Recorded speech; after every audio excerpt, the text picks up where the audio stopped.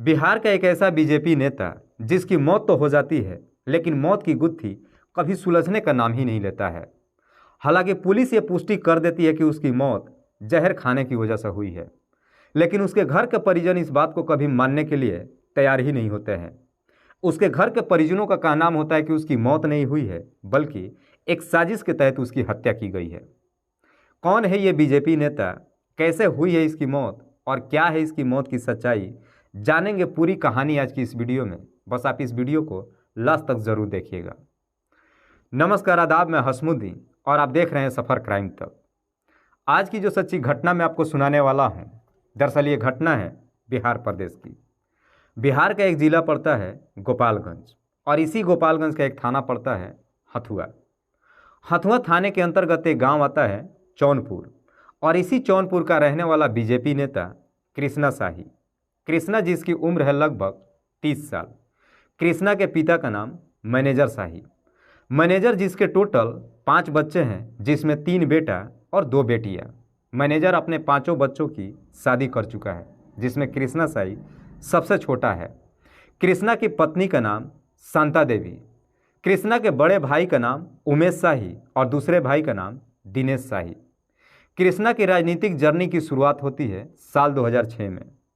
कृष्णा साल 2006 में अपनी पत्नी शांता देवी को मुखिया का इलेक्शन लड़वाता है और फिर अपने पंचायत से अमरजीत यादव को हराकर मुखिया का इलेक्शन जीत जाता है। इधर हथुआ थाने के अंतर्गत ये गांव आता है नया गांव और इसी नया गांव का रहने वाला बाहुबली सतीश पांडे। सतीश पांडे का छोटा भाई जेडीयू विधायक अमरेंद्र पांडे उर्फ पप्पू पांडे। सतीश पांडे जिसकी अपनी इलाके में तूती बोलती है। कहा यह भी जाता है कि सतीश पांडे कभी प्रेम शुक्ला के गिरोह में भी काम करता था। सतीश पांडे के ऊपर कई सारे आपराधिक मामले दर्ज हैं, इसलिए सतीश पांडे कई बार जेल भी जा चुका है। सतीश पांडे का हाथ होता है अमरजीत यादव के ऊपर, लेकिन जैसे ही इधर कृष्णा शाही मुखिया के इलेक्शन जीत जाता है, उसके बाद से कृष्णा शाही सतीश पांडे पप्पू पांडे को लेकर दुश्मनी की शुरुआत हो जाती है।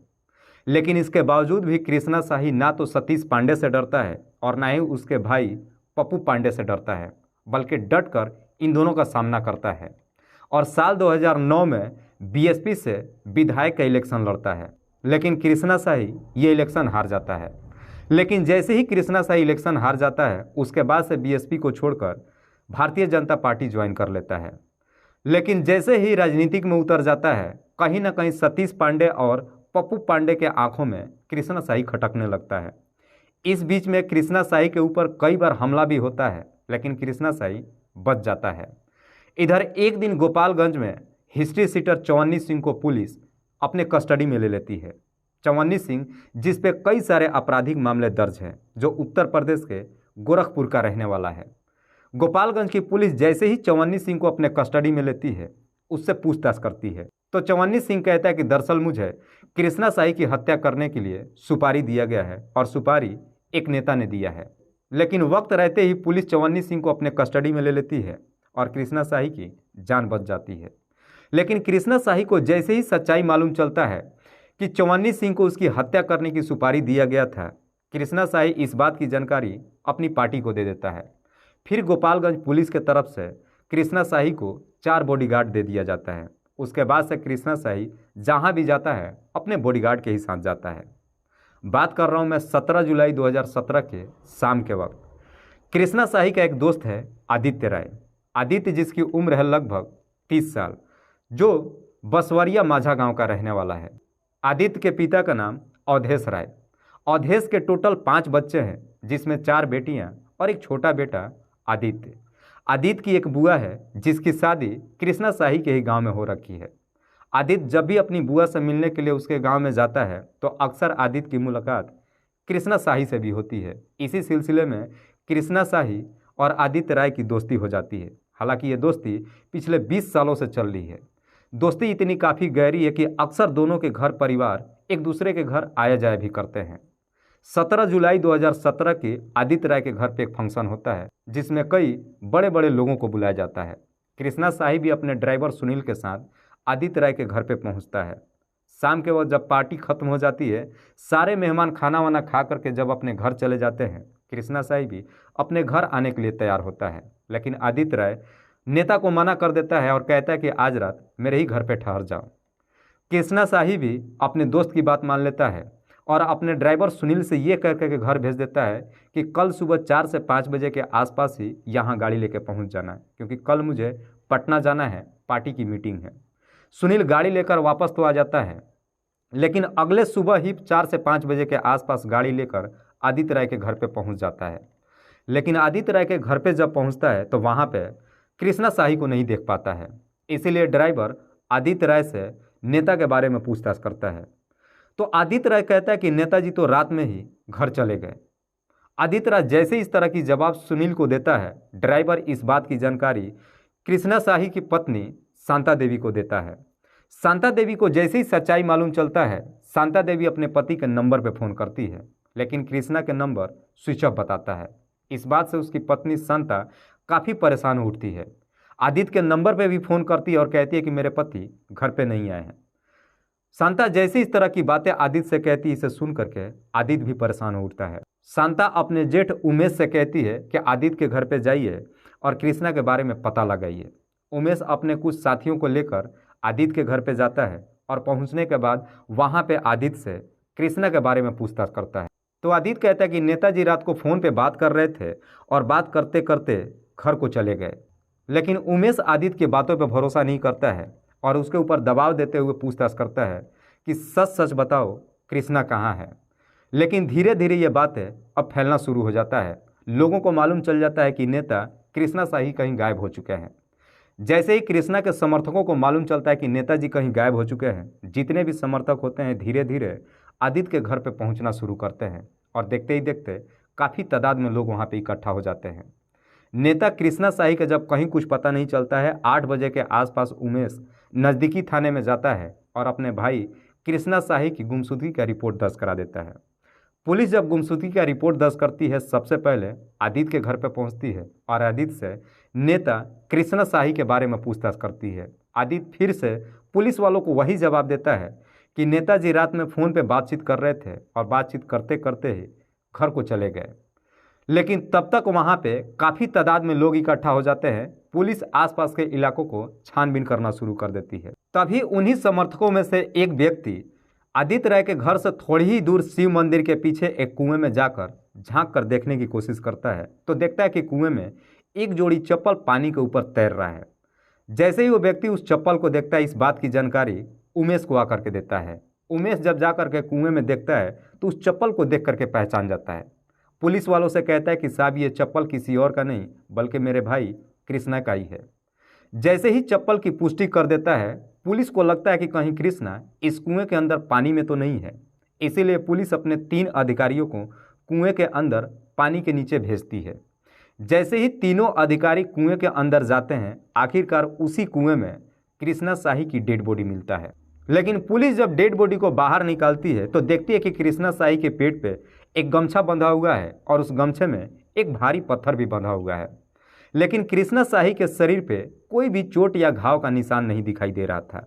लेकिन कृष्णा शाही का होंठ नीले कलर का जरूर दिख रहा था, जिससे साफ अंदाजा लगाया जा रहा था कि कृष्णा शाही ने जहर खा लिया है। जैसे ही यह पुष्टि हो जाती है कि कृष्णा शाही की मौत हो चुकी है, कृष्णा शाही के जितने भी समर्थक होते हैं आदित्य राय के ऊपर हमला बोल देते हैं।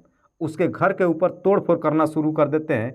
घर के अंदर जितने भी सामान होते हैं सबको घर से बाहर निकाल करके फेंकना शुरू कर देते हैं। लेकिन कृष्णा शाही कोई छोटा मोटा व्यक्ति नहीं था, इसलिए वहाँ पे पहले से ही काफ़ी तादाद में पुलिस मौजूद होती है। पुलिस आदित्य राय के घर के चारों तरफ से घेर लेती है और कैसे भी करके हालात पे काबू पा लेती है। पुलिस सबसे पहले कृष्णा शाही की डेड बॉडी को अपने कब्जे में लेती है और पोस्टमार्टम के लिए भेज देती है और शक के आधार पर आदित्य राय और उसके घर के 4 महिलाओं को अपने कस्टडी में लेकर थाने पहुंच जाती है। लेकिन इधर कृष्णा शाही के बड़ा भाई उमेश शाही थाने में जाता है और 6 लोगों के विरोध में नामजद मुकदमा दर्ज करा देता है, जिसमें से एक का नाम होता है बाहुबली सतीश पांडे, दूसरे का नाम होता है उसी का छोटा भाई जेडीयू विधायक पप्पू पांडे और तीसरा होता है पप्पू पांडे का ही बेटा मुकेश पांडे, चौथा आदित्य राय। लेकिन 2 व्यक्ति का ऐसा नाम देता है जो उमेश के ही गांव के रहने वाले हैं, जिसमें से एक का नाम है यशवंत राय और दूसरे का नाम है राजन। पुलिस इन सबके नाम पर मुकदमा तो दर्ज कर लेती है, लेकिन इस केस की छानबीन करने के लिए सबसे पहले आदित्य से ही पूछताछ करती है। आदित्य पुलिस को कई तरह का जवाब देता है। कभी कहता है कि नेताजी फोन पे बातचीत करते करते घर चले गए, तो कभी कहता है कि नेताजी न जाने कब घर चले गए। आदित्य के जवाब से पुलिस संतुष्ट नहीं होती है और कहीं ना कहीं अब आदित्य के ऊपर दबाव डालना शुरू कर देती है। पुलिस जैसे ही आदित्य के ऊपर सख्ती दिखाना शुरू करती है, अब आदित्य के सामने भी कोई रास्ता नहीं बचता है और आखिरकार मजबूर होकर अपनी सच्चाई कबूल कर लेता है। आदित्य बताता है कि पिछले 20 सालों से उसकी दोस्ती कृष्णा शाही से है। 3 जुलाई 2017 को आदित्य के दादा लाल बाबू की मौत हो जाती है और इस मौके पर कृष्णा शाही आदित्य के घर पे जाता है, उसके गम में शामिल होता है। जब सारा क्रियाक्रम खत्म हो जाता है, आदित्य जब अपने घर के अंदर जाता है तो देखता है कि उसकी तीसरी नंबर की बहन रागिनी फोन पे किसी से बातचीत कर रही है। आदित्य दीवार के पीछे सटकर अपनी बहन की बातें सुनने लगता है, लेकिन अपनी बहन की बातें जब सुनता है तो इसे सुनने के बाद आदित्य के पैरों तले जमीन खिसक जाती है। दरअसल उसकी बहन रागिनी किसी और से बातचीत नहीं कर रही थी, बल्कि आदित्य के दोस्त कृष्णा शाही से ही बातचीत कर रही थी। दरअसल कृष्णा शाही और रागिनी के बीच में प्रेम प्रसंग चल रहा था। जैसे ही इस बात की जानकारी आदित्य राय को मालूम चलता है, आदित्य गुस्से में एकदम पागल हो जाता है। आदित्य को लगता है कि उसके दोस्त ने उसके साथ धोखा किया है। गुस्से में इस कदर से पागल हो जाता है कि आदित्य चाह कर भी कृष्णा शाही का कुछ नहीं बिगाड़ पाता है, क्योंकि कृष्णा शाही कोई लोकल व्यक्ति नहीं था। लेकिन आदित्य कृष्णा शाही को सबक सिखाने के लिए उसी दिन कसम खा लेता है। 17 जुलाई 2017 को उसके बाबा का ही दस्तखातर होता है और इस दस्तखातर में आदित्य अपने षड्यंत्र के तहत कृष्णा शाही को भी अपने घर पर बुलाता है। रात्रि के वक्त जब सारे मेहमान खाना वाना खा करके अपने घर चले जाते हैं, कृष्णा शाही भी अपने घर जाने के लिए तैयार होता है, लेकिन अपने षड्यंत्र के तहत आदित्य नेता कृष्णा शाही को अपने घर पर रोक लेता है। कृष्णा शाही आदित्य के घर पे तो रुक जाता है, लेकिन शाम के वक्त अपनी गाड़ी से कहीं जाता है। लेकिन गाड़ी से जब जाता है तो उसकी बहन रागिनी से ये कह करके जाता है कि मैं रात को आज यहीं पे रहूँगा, मैं जा रहा हूँ, आने के बाद खाना खाऊंगा। जैसे ही कृष्णा शाही ये बातें उसकी बहन रागिनी से कहता है, आदित्य ये बातें सुन लेता है। सुनने के बाद आदित्य के तन बदन में आग लग जाती है। उधर कृष्णा शाही जैसे ही घर से बाहर निकलता है, इधर आदित्य राय मार्केट में जाता है और कीटनाशक की दवाइयाँ खरीद लाता है। रात्रि के करीब 10 बजे के आसपास जब कृष्णा शाही आदित्य के घर पे जब पहुंचता है, उस वक्त आदित्य के घर पे सारे व्यक्ति खाना वाना खा करके सो चुके थे। आदित्य ही कृष्णा को खाना देता है, लेकिन उस खाने में उस कीटनाशक दवा को मिला देता है। कृष्णा शाही जब वो खाना खाता है, खाना खाने के बाद जब सोने के लिए जाता है, सोने के कुछ ही देर के बाद कृष्णा की मौत हो जाती है। लेकिन उसकी मौत की जानकारी आदित्य के घर में किसी भी परिजनों को मालूम नहीं चलता है। आदित्य के घर के परिजन जब सब के सब गहरी नींद में सो जाते हैं, आदित्य कृष्णा के पेट पे एक गमछा बांधता है और उस गमछे में एक भारी पत्थर बांध देता है और फिर कृष्णा की डेड बॉडी को उठाकर अपने घर से थोड़ी ही दूरी पे शिव मंदिर के बगल में कुएं में ले जाकर के फेंक देता है। लेकिन जब वापस अपने घर पे आता है तो देखता है कि कृष्णा की चप्पल उसके घर पे ही है। आदित्य कृष्णा के दोनों चप्पल को भी उठाकर ले जाता है और उसी कुएं में फेंक देता है। वाकई में कृष्णा जब ये पूरी कहानी पुलिस वालों को बताता है तो पुलिस कृष्णा के तहरीर पर उसे तो अपने कस्टडी में ले लेती है, लेकिन चारों महिलाओं को छोड़ देती है। लेकिन इस बात की सच्चाई जैसे ही कृष्णा के घर परिवार वालों को मालूम चलता है, कृष्णा के घर परिवार वाले इस बात को मानने के लिए कभी तैयार ही नहीं होते हैं। कृष्णा के घर परिवार वाले पुलिस के ऊपर दबाव देते हैं कि यह काम आदित्य ने अकेले नहीं किया है, बल्कि आदित्य ने सतीश पांडे और उसके भाई पप्पू पांडे से मिलकर साजिश के तहत मेरे भाई की हत्या किया है। पुलिस के ऊपर दबाव देता है कि इन सब के ऊपर कार्रवाई होनी चाहिए। फिलहाल पुलिस ने सिर्फ आदित्य राय को अपने कस्टडी में लेकर उस पर गंभीर धाराओं में मुकदमा दर्ज करके जेल भेज दिया है। दोस्तों, आप क्या सोचते हैं इस पूरी घटना के बारे में? आप अपनी राय हमें कमेंट बॉक्स में ज़रूर दीजिएगा। तब तक के लिए जय हिंद, जय भारत।